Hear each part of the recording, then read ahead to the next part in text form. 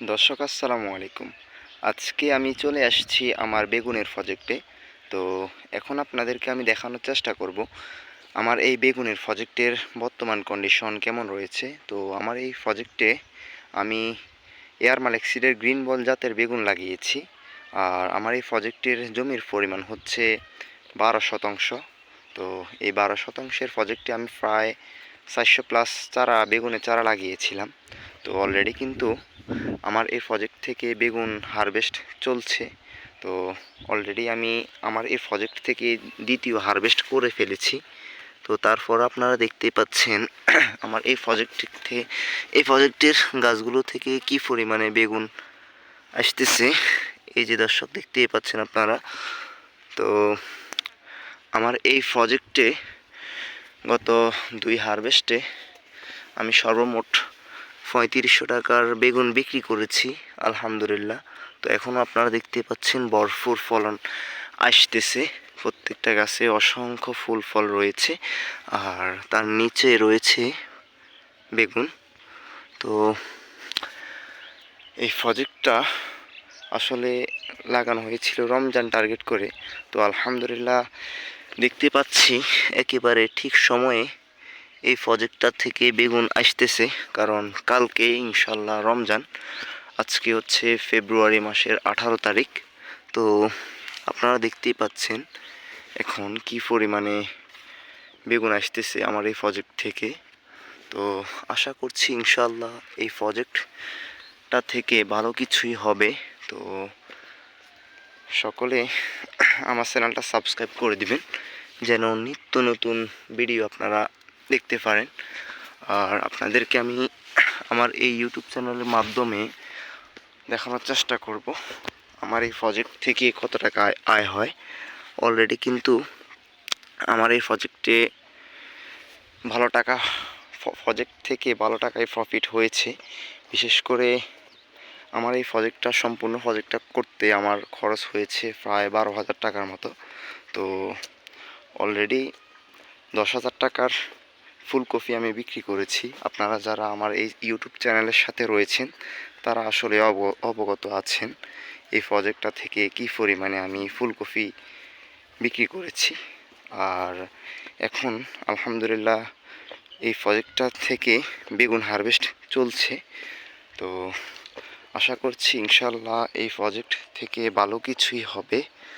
তো এই যে দেখতেই পাচ্ছেন এগুলো হচ্ছে এয়ার মালেক সিডের গ্রিন বল জাতের বেগুন।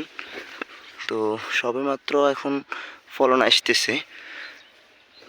গাছগুলো যত বড় হবে আশা করছি ততই বেগুন আসবে। তো আমি কিন্তু আমার জায়গা থেকে যথেষ্ট গাছগুলোর পরিচর্যা করে চলছি। এজন্যই কিন্তু আপনারা দেখতে পাচ্ছেন এত সুন্দর সুস্থ সবল গাছ রয়েছে।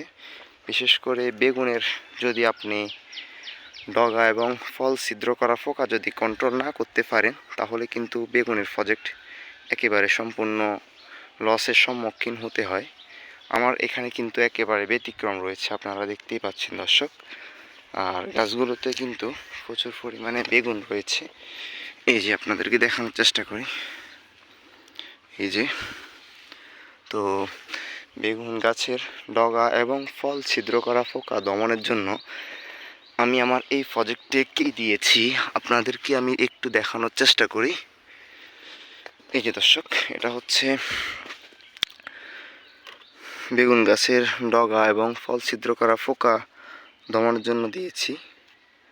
তো কতটুকু আপনাদেরকে দেখাতে পারতেছি আমি জানি না। এখানে কিন্তু অসংখ্য পোকা রয়েছে। তো এখানে একটা দুইটা লিউড দিয়েছি আমি।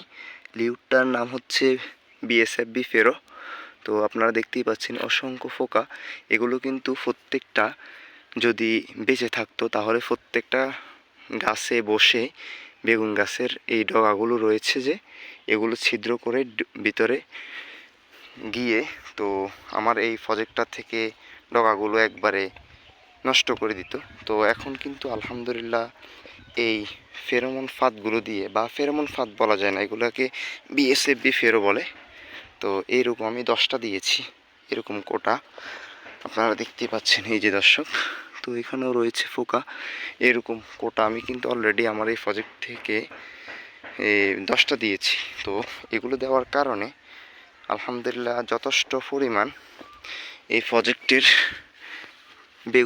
বেগুনের ফল এবং ডগা ছিদ্র করা পোকাগুলো কন্ট্রোলে রয়েছে।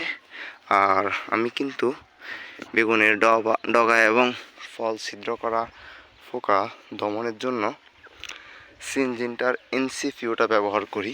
তো এটা কিন্তু চমৎকার একটা রেজাল্ট দেয়। তো বিশেষ করে এখন পর্যন্ত আমি মাত্র একটিবার স্প্রে করেছি সিনজিন্টার এনসিপিও। তো এটা প্রতি 15 দিন পর পর যদি আপনারা আপনাদের প্রজেক্টে স্প্রে করেন তাহলে আশা করছি বেগুনের ডগা এবং ফল ছিদ্র করা পোকা আপনারা দমন করতে পারবেন। তো আজকের ভিডিও দর্শক এই পর্যন্তই। এখন আসলে প্রচুর পরিমাণ রোদ, আর আপনাদেরকে আমি এই রোদের মাঝে এই ভিডিও দেওয়ার জন্য আসছি।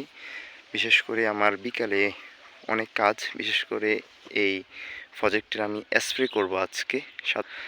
আজকের ভিডিও এই পর্যন্তই। আসসালামু আলাইকুম রহমতুল্লাহ।